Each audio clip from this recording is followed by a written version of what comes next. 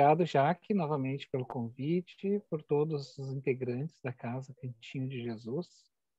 Quando se fala em Cantinho de Jesus, a gente já sente assim aquela sensação de casa de mãe, né? Aquele cantinho assim gostoso. Aqui no Rio Grande do Sul a gente logo pensa um cantinho de fogão de lenha, porque nós tivemos fogão de lenha por muitos anos.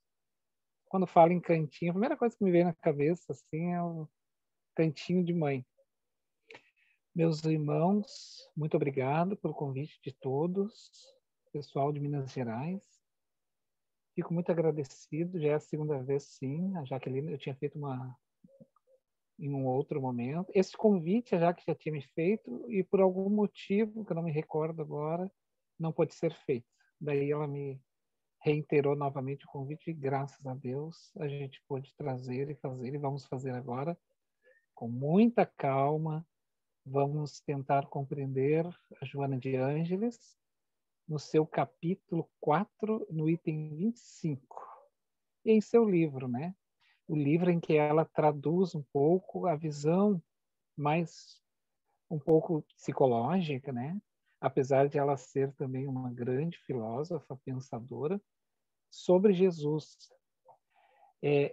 A psicologia dela introjetada sobre o Evangelho do Cristo. E hoje, então, nos coube falar, em especial, renascimentos.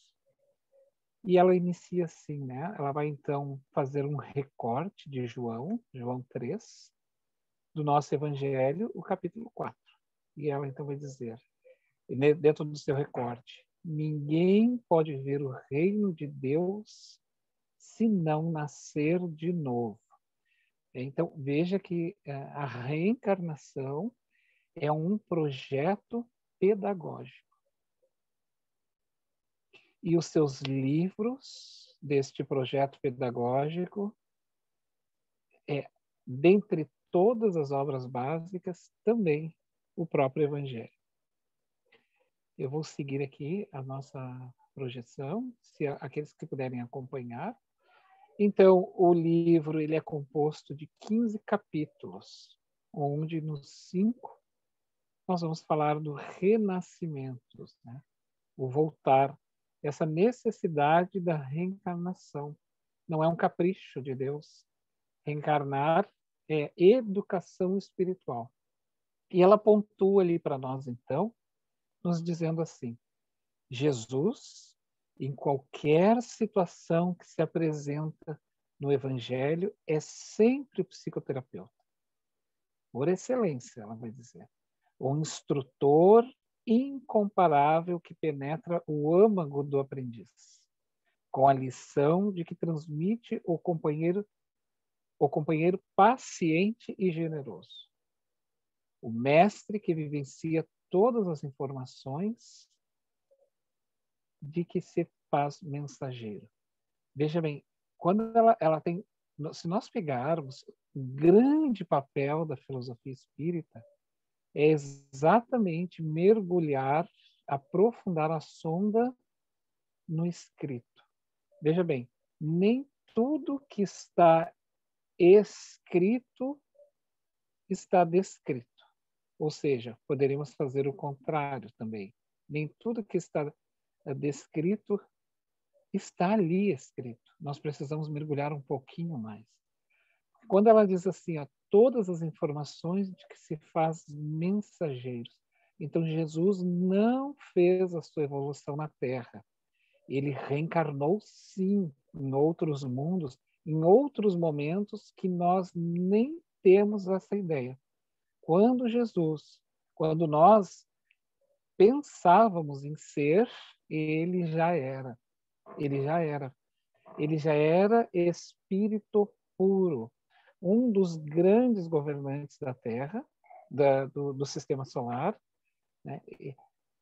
Jesus, em qualquer situação que se apresenta no seu evangelho, é sempre psicoterapeuta.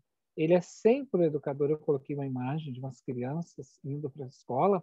Então, veja bem, o projeto educacional em que nós vamos experimentando na Terra, em cada existência, é uma existência de uma experiência de aprendizado.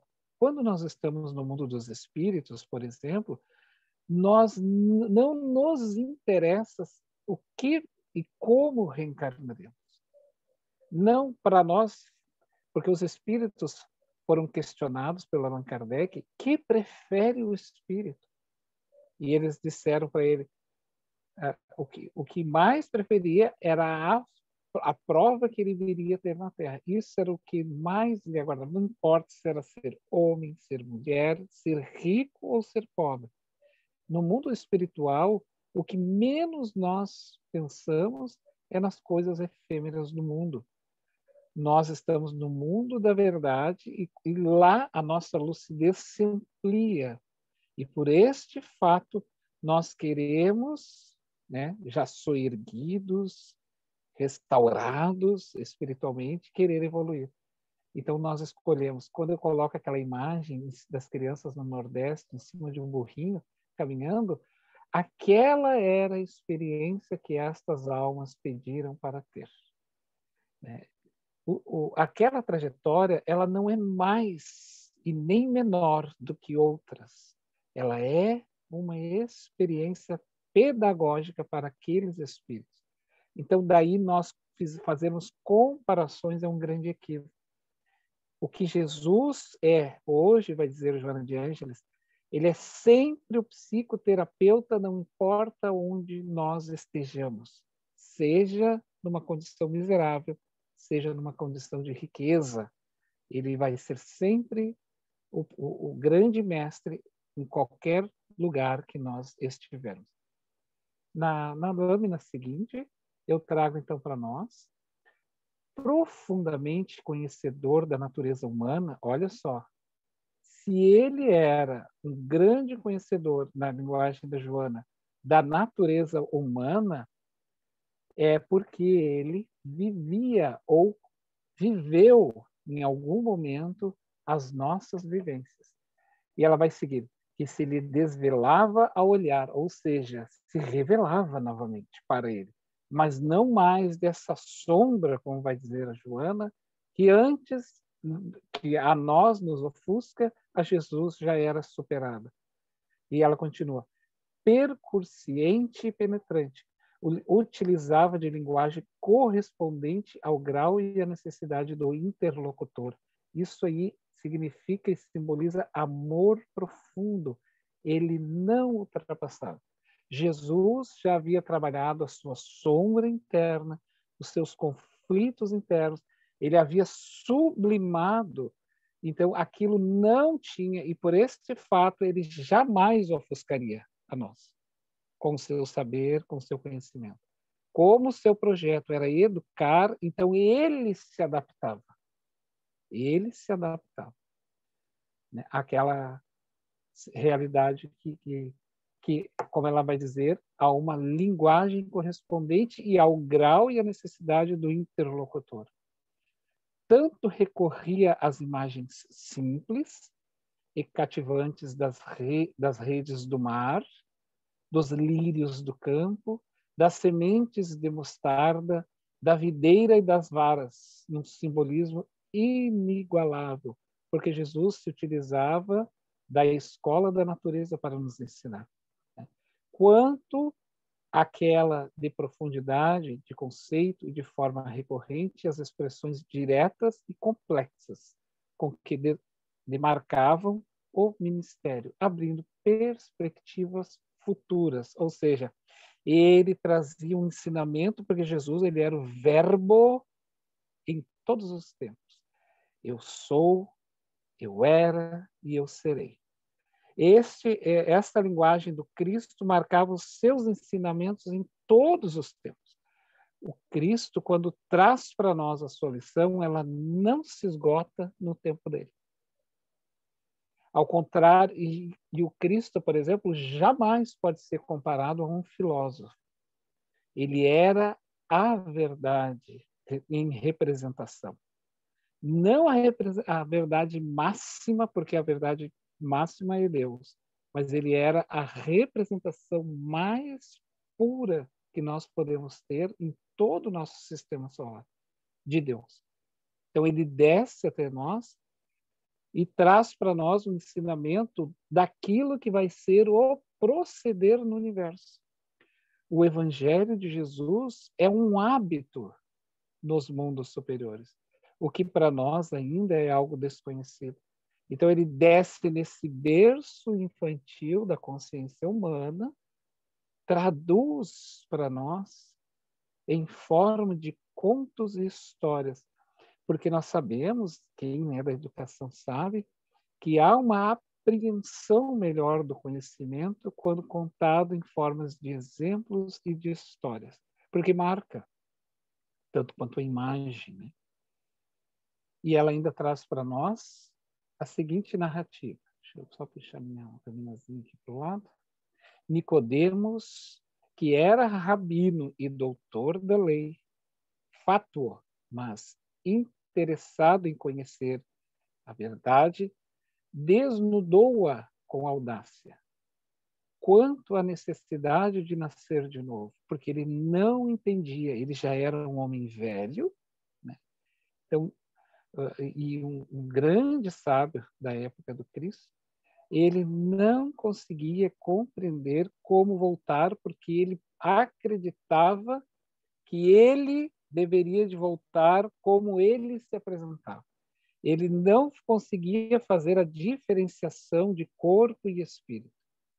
E aí ela continua: devolver aos proscênios terrestres, a fim de reeducar-se, de considerar-se atitudes, de aprofundar conhecimentos, de libertar o eu profundo dos fortes grilhões do ego.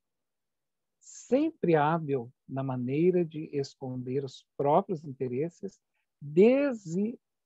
dissimulando a adesão, quanto apenas foge a transformação.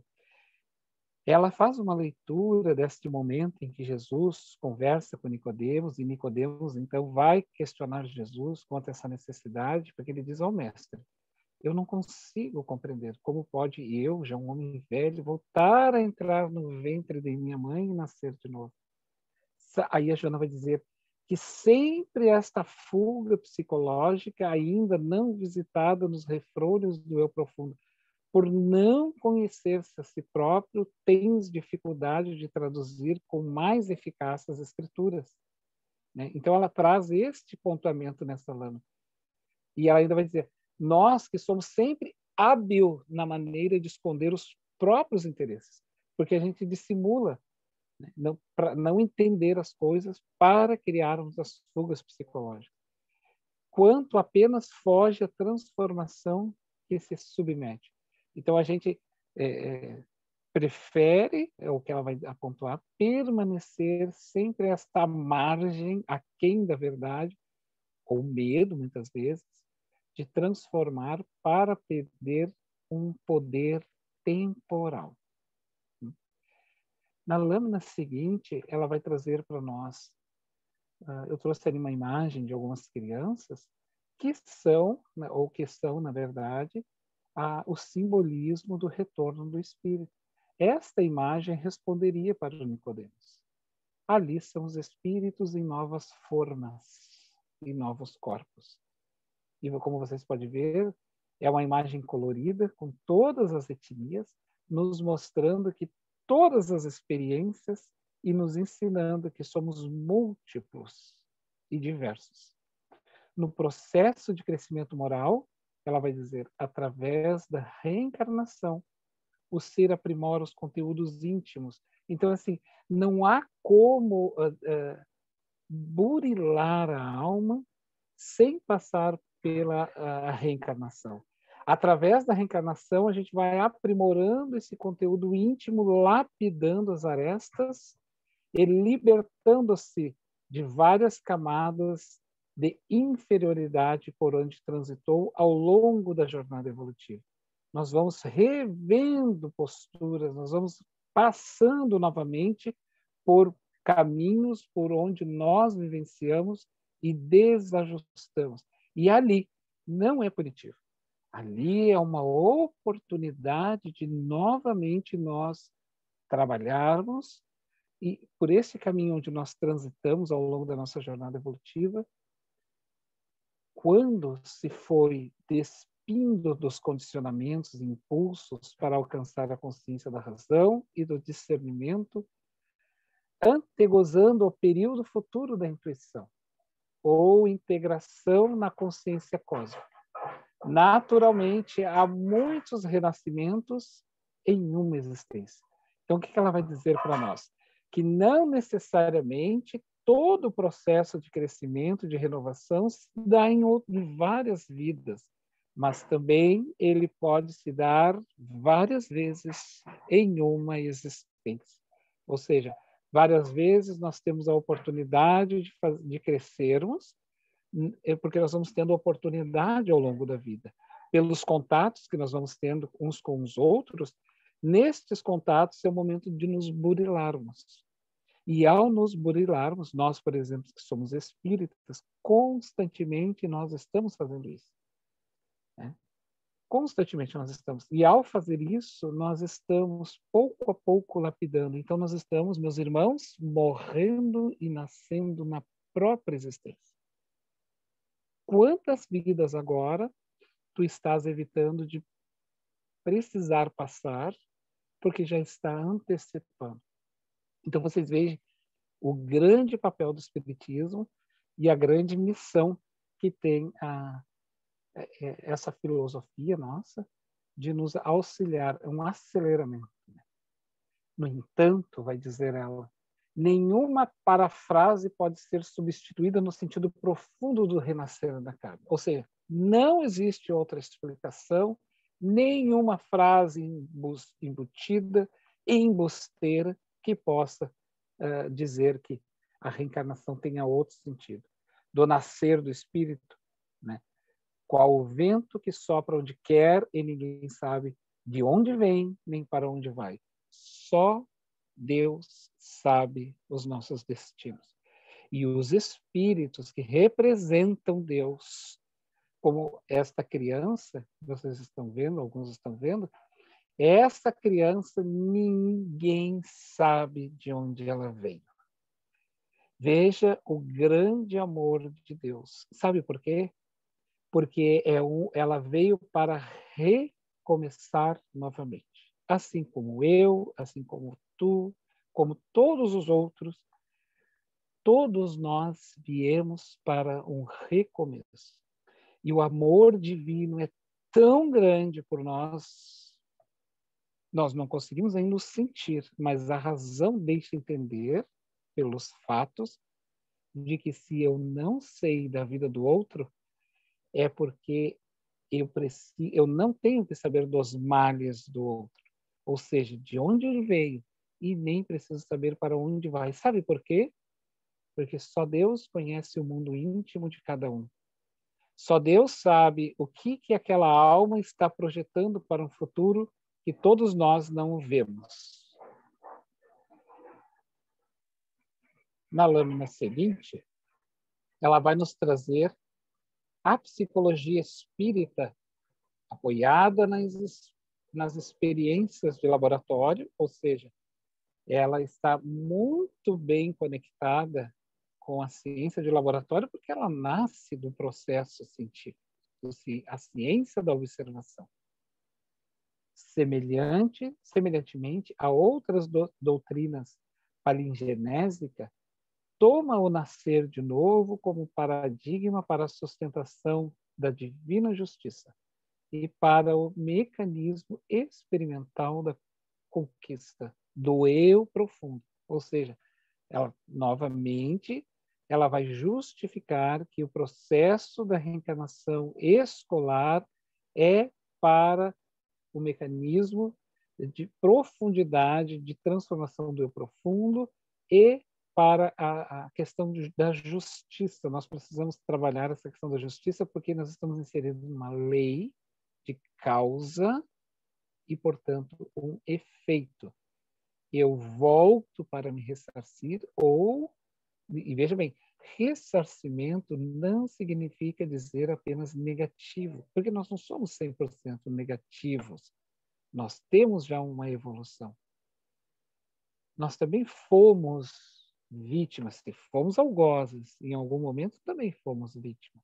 E, portanto, é necessário que esse renascimento desta escola em que nós vamos nos revisitando, nós possamos rever essa questão.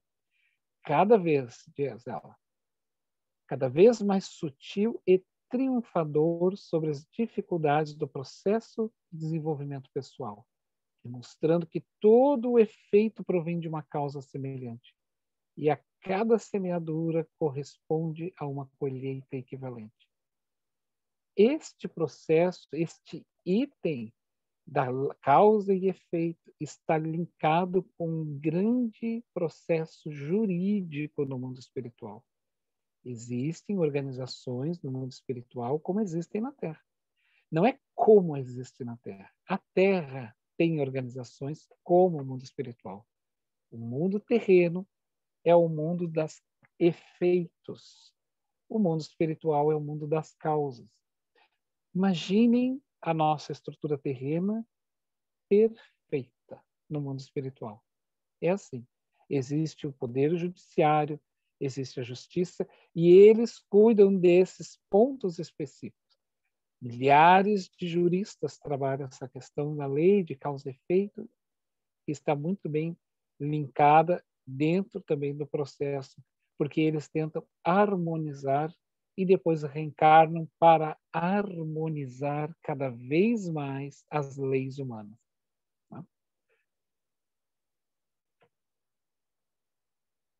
Inutilmente, então eu trouxe aqui o Concílio de Constantinopla, aonde retirou-se o processo da reencarnação, né? Então, quando essa colocação que ela vai fazer agora, ela está fazendo uma referência a este momento, né? Inutilmente, a precipitação dogmática tentou elucidar que a resposta referia-se à notícia da ressurreição, ou seja, de que Jesus havia dito que nós temos que nascer de novo. Ele vai dizer que inutilmente eles fizeram isso. Quando após a noite da morte raiaria a madrugada da continuação da vida, permitindo aqueles que sucumbiram volverem à realidade espiritual. No seu sentido integral, a ressurreição se apresenta na mensagem neotestamentária sobre dois aspectos: o daqueles que retornam em corpo espiritual e confirmam a sobrevivência da vida, e a outra em que o espírito se reveste de matéria a fim de dar prosseguimento ao seu processo de conquista de patamares mais elevados do sentimento íntimo. Então, é inútil hoje negar o processo da reencarnação, porque as crianças estão nascendo e muitas estão recordando das suas existências anteriores.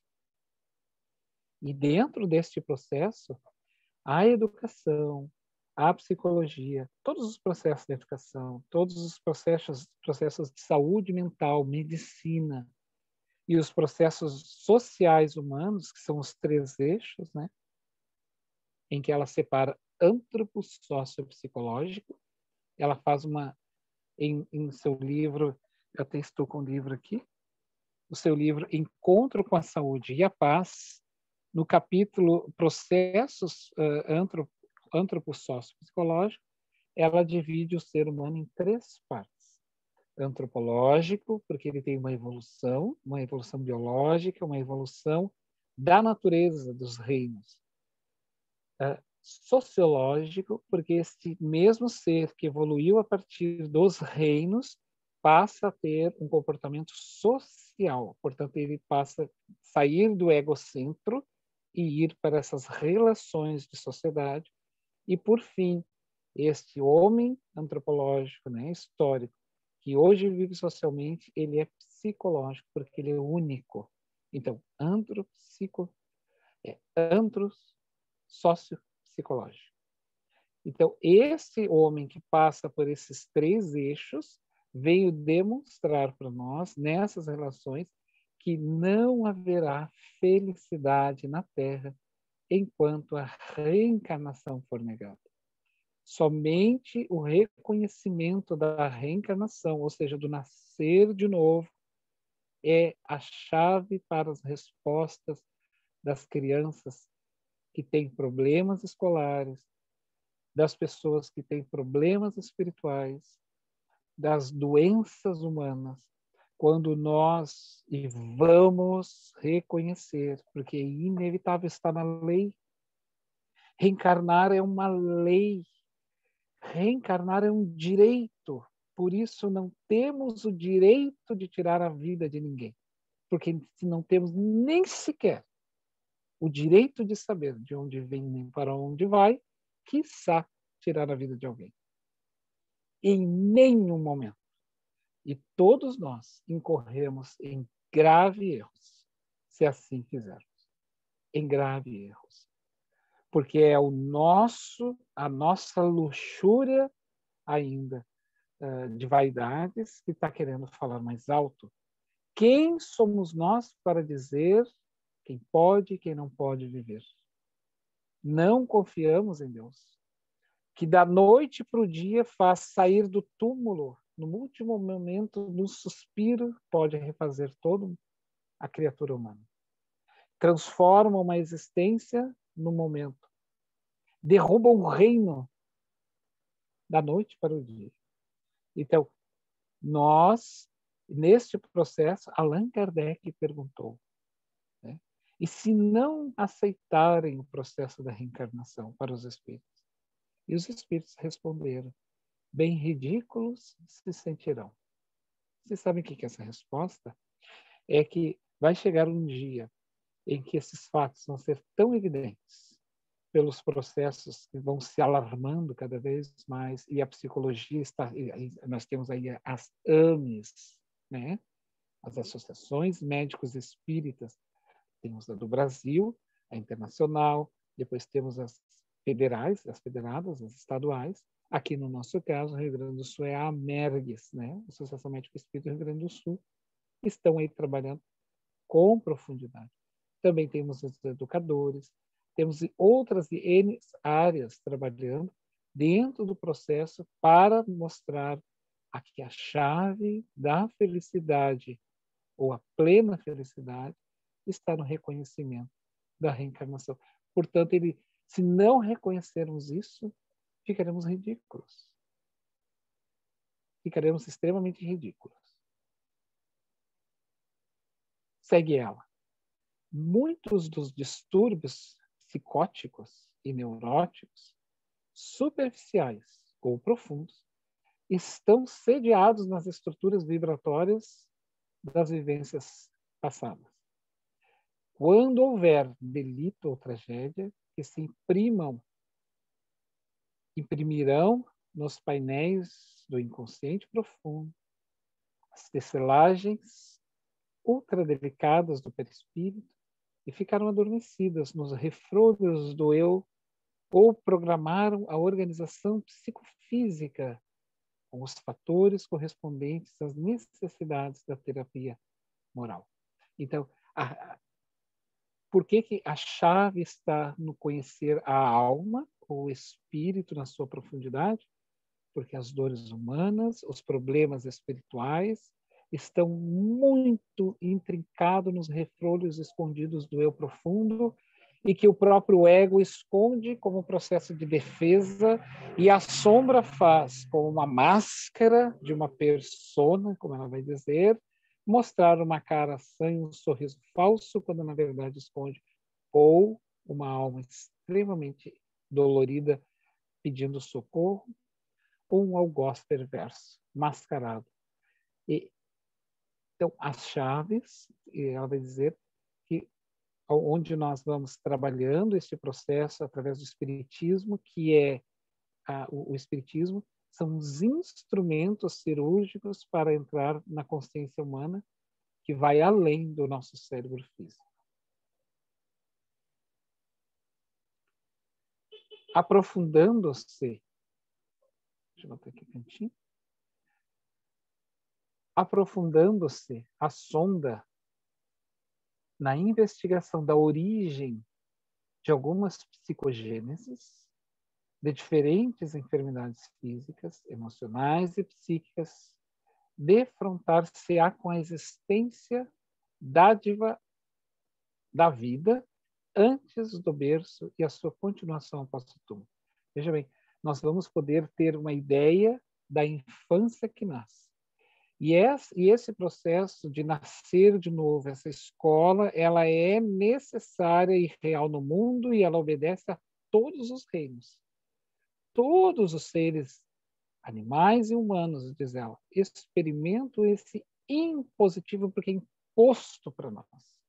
Não é algo que nós queremos ou não. Nós podemos escolher. Nós podemos contribuir para esse processo nosso, porque ele é pedagógico, em um momento ou em hábil momento. Mas ela é impositiva. A reencarnação é uma imposição. Não tem como não passarmos por ela. Então ela vai dizer, todos os seres animais e humanos experimentam esse impositivo dos renascimentos sucessivos de forma a se aprimorarem e alcançarem o estado de consciência cósmica. Por que ela traz com muita força esse processo de consciência cósmica? Porque nós temos uma consciência orgânica. Nós estamos presos em uma consciência orgânica de tal forma que nós nos confundimos com o próprio corpo. Então, a consciência cósmica é ir além do físico. Jesus Cristo tinha uma consciência ultracósmica. Jesus era inigualável, mas ele passou pelo processo. E por ter vivenciado séculos e bilhões de anos atrás, porque isso demora quatrilhões, eu estou sugerindo muito aleatoriamente assim, mas Jesus fez esse seu processo também com muito custo, mas ele fez e conquistou. E ele, então, torna-se modelo para nós o seguir. Ele é, como diz os Espíritos, o modelo mais perfeito que Deus deu. E por ser este modelo, ele, então, nos apresenta o caminho de como chegar até Deus. Vamos avançar aqui para nós. Segue ela nos dizendo, Jesus homem, que nunca se reencarnara antes na Terra. Então, ou seja, Jesus nunca reencarnou na Terra. Veja bem, Jesus encarnou na Terra. Encarnar é diferente de reencarnar. Reencarnar é voltar de novo. E Jesus não. Ele fez a caminhada em outro plano, em outras situações, em outras esferas. Então ela vai dizer, apresenta-se-nos como o ser integrado. Ele era, como ela vai trazer para nós, no sentido de Jung, ele tinha atingido a completude espiritual, que houvera adquirido conhecimento e amor, e viera experimentar provações e ultrajes. Mas isso ele percebia com muita naturalidade, porque, afinal de contas, ele trabalharia os nossos interesses. E, mediante as nossas sombras ainda, Jesus Cristo, então, sabia que nós o atacaríamos, porque ele estava nos desnudando. Eu vou fazer uma paradinha para fazer um comentário. Vocês sabem o que é denunciar? Por exemplo, você foi assaltado. Aí a orientação jurídica humana diz o seguinte, você tem que fazer um BO. Então você fez um BO e aí este BO significa que você fez o quê? Você fez uma denúncia, você tornou algo público, né? Porque você passou por um ato. E Jesus fez a mesma coisa com nós. Ele nos denunciou com a sua presença. Ele nos mostrou quem nós éramos. E quando alguém nos mostra com real aquilo que somos e não temos a humildade de rever isso no espelho da nossa consciência, nós agredimos. Né? Nós passamos a agredir. porque é alguém que está me denunciando, me tornando público, porque até então está no refrolho da minha consciência profunda. E por estar na minha consciência profunda, está guardado, está escondido. E aí ele torna público. E ela vai dizer, e vieram experimentar provações e ultrajes, a fim de conseguir êxito na tarefa que lhe fora confiada por Deus, como administrador e condutor do planeta em que se hospedava.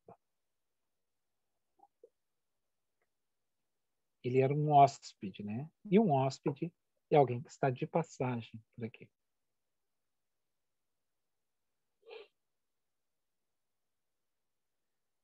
Ela continua, então, dizendo assim, a reencarnação, deste modo, é também processo psicoterapêutico de amor divino, de justiça magnânima. Veja bem, novamente, ela cita o processo jurídico que está vinculado à reencarnação. Que todos facultam os meios de evoluir a esforço pessoal. Isso é um esforço pessoal de cada um, porque apesar de vivermos no grupo social, é nele que nós vamos trabalhando os nossos sentimentos nessas relações de contato, mas as conquistas, ou não, ela é pessoal. Segue ela, dignificando e identificando cada criatura com a sua conquista pessoal intransferível, ou seja, eu não faço algo e dou para alguém. Então, eu evoluo em determinada situação e digo assim, ó, eu vou dar esse crédito de evolução para a Jaqueline, não tem como. Ou eu vou passar essa minha culpa aqui, porque afinal de contas, este equívoco eu fiz e eu quero transferir para a Jaqueline porque ela me fez com que eu fizesse. Não existe. É intransferível aquilo que nós praticamos. Aí ela continua. E que se desenvolve mediante a liberação da retaguarda das trevas de ignorância, ou seja, por este processo, nós temos que ir saindo desta retaguarda, porque nós estamos sempre nessa coisa da esquina, como morcegos ou marginais afastados da grande sociedade planetária, queremos ficar sempre naquele canto, né, para não evoluirmos das trevas da ignorância, ou seja, desse desconhecer, dessa escuridão de consciência da verdade, de perversidade no rumo de um permanente presente e de realizações e de paz. Então, sairmos desse sentido perverso, onde nós estamos vivendo, e ao mesmo tempo alimentamos para poder atingir a paz. Porque esta paz ela vai além deste planeta. Aqui, Jesus, nessa seguinte lâmina, então, indo para a nossa reta final, ela vai dizer, Jesus, homem desvelador dos escuros meandros do ser profundo. Veja bem, novamente ela cita, né, que Jesus ele veio revelar, ele veio desvelar para nós, tornar público, e aí a imagem de Jesus ali do ladinho, com uma candeia acendendo e levantando para cima, é exatamente esse símbolo. Ele veio tornar público, ele veio dar luz, só que a luz de Jesus e tornar público não era agressiva, era dizer que era necessário olhar-se para a sombra interna e, a partir disso, fazer uma caminhada e sair dessa escuridão. Na condição de miragem, de ser mitológico, impenetrável, misterioso e complexo, mas sendo um aliado do homem e da mulher, conflitos da estrada do progresso. Não realiza por ele as espinhosas tarefas que lhes dizem respeito, ou seja, ele jamais, como educador, faria a nossa tarefa de aprendizado. Sabe por quê? Porque por mais que nós amemos ou amamos alguém, jamais poderemos tomar o remédio por ele. Podemos fazer tudo pelos nossos filhos ou por aqueles que amamos, mas o remédio somente o doente pode tomar. E Jesus sabia disso. Este remédio amargo somente cabia a nós fazer. Aí ela vai dizer, não realiza por eles as espinhosas tarefas que lhes dizem respeito. Não os liberta da inferioridade a passe de mágica. Jamais Jesus iria fazer isso conosco, porque ele sabe que isso demanda de um processo. Não existe um amanhã, simplesmente já estou mudado. É uma caminhada que não se dá como mágica. É um passo depois do outro, ou seja, uma reencarnação depois da outra. E esse é de arrependimento, isso requer arrependimentos e de valores terrestres.